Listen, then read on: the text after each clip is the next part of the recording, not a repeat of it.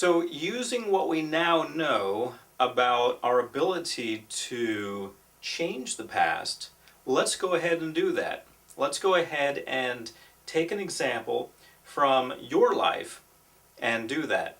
Now, what I have on the board is very interesting. Let me explain what it is. We're looking at just the past, so we're not interested in the future. We will deal a little bit with now and mostly with the past. So future is just there for your frame of reference so you can see the whole timeline.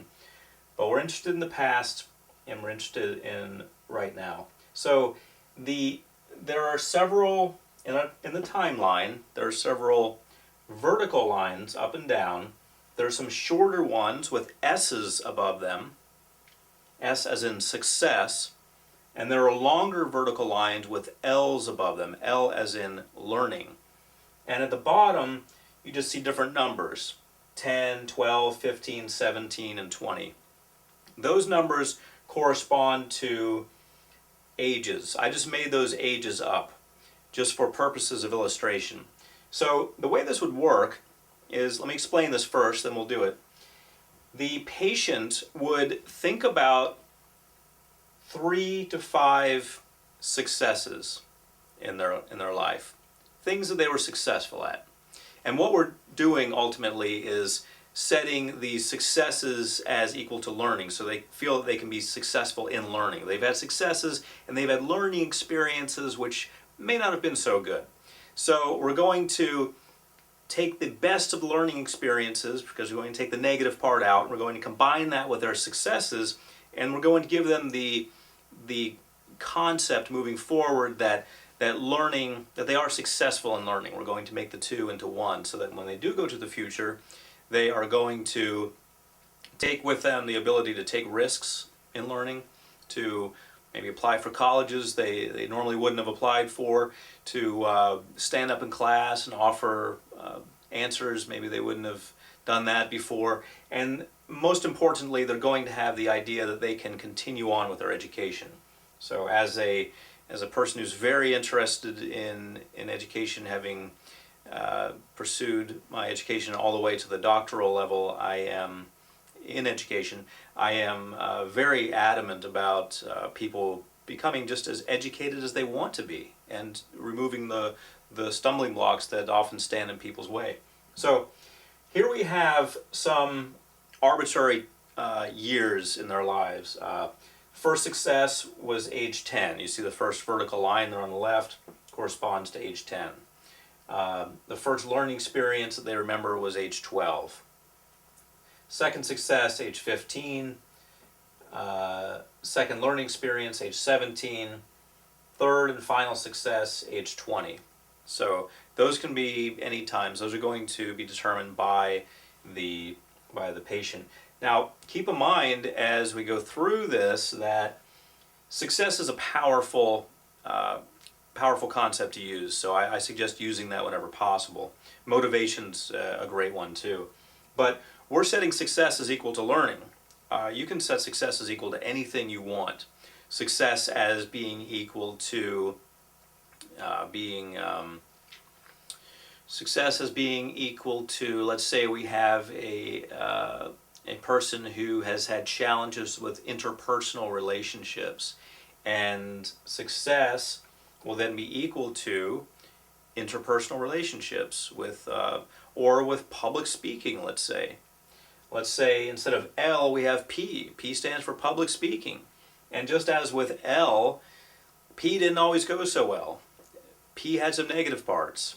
So public speaking had some negative parts. When we do the exercise, we don't concern ourselves with the negative parts. We take the positive parts of that. So those public speaking experiences that didn't go so well, we look at them, but we look at the positive parts. What happened? Well, you survived it. You did get your message across, or whatever happened that was positive. We find all of this out from the patient ahead of time. So the way this is done is that they would drift in their timeline, and no hypnosis necessary, by the way. You can do this with hypnosis, but this is an NLP class, so hypnosis, meaning a deep hypnotic state where they're fully in trance because of the relaxation, induction, and deepening and so forth that you use, that's not necessary. You're going to find that there's a lot of trance work in NLP, but it happens a lot of times with just very minimal wording. People will go into a trance, and many times it'll be a waking trance. They'll be in a trance, but they'll at least seem wide awake. Their eyes will be open. They may still be standing. As far as they know, they're not even in a trance, but they are. So that's the difference between trance work in hypnosis and trance work in NLP. In NLP, we don't usually have an official time where we say, okay, it's time to go into hypnosis now. Close your eyes, and you're going to go deeper and deeper. We usually don't do that with NLP. That's usually reserved for hypnosis or when you're combining NLP with hypnosis. But realize with NLP, in most cases, it's not necessary to even have them close their eyes if you don't want to. Sometimes it can be beneficial, but it can also happen much more quickly and without them really realizing it. So there are advantages to NLP. So the way we do this is we have them close their eyes. I think that's the best way. They don't have to, but I think it's the best way for them to focus. And drift back in time to success number 1. And remember, we want to have 3 to 5 successes ideally and 3 to 5 learning experiences ideally. I've only used 3 successes and 2 learning experiences so as not to clutter up the board. But initially we go back to success number 1. And they would have told us already, okay, I remember being successful at such and such when I was 10. Go back there, have them remember it, have them take the power from it. Go back to success number 2 at age 15.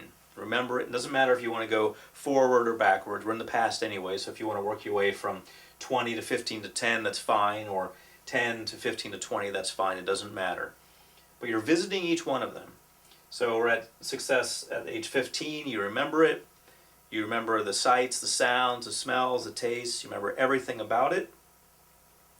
You go to the experience at age 20, the success at age 20. Experience everything about it.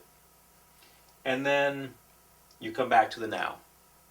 Sort of like when you eat, if you like sushi, when you eat sushi, having some ginger.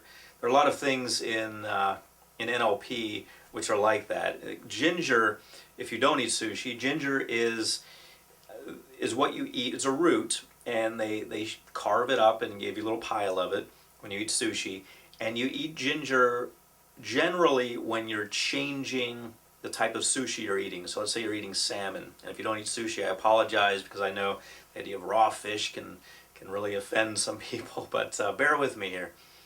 If you're eating sushi, or let's say you're eating a hamburger, and you want to change over to a hot dog, you don't want to take the hamburger taste with you to the hot dog. You want to cleanse your palate. So you can drink some water or orange juice or whatever and cleanse your palate and get everything ready to receive the new taste without the old taste of the old food being there.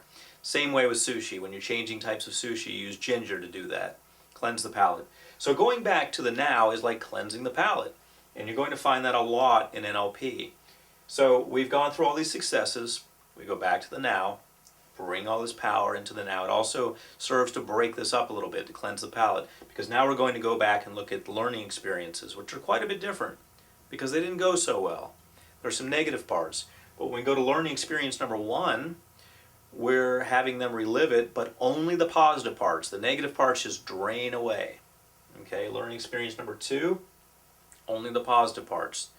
The negative parts drain away, and so forth. If we have 3 to 5 of them, we go through all of them.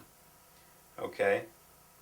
So we have taken all of the positive parts, and now with that we can move with all of that into now. Okay?